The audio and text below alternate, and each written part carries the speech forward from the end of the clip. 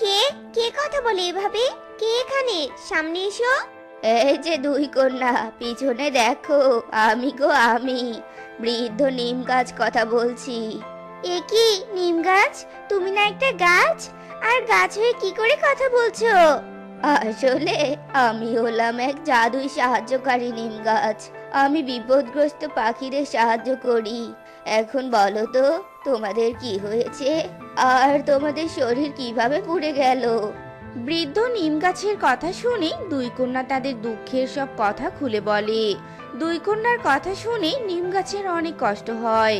আরে, তোদের মতো অনাথ দুটো ফুটফুটে কন্যার সাথে পাখিরা এমন করেছে।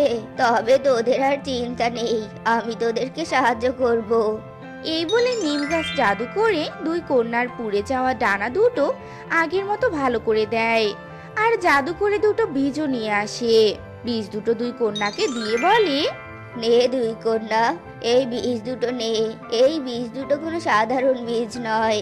এই বীজ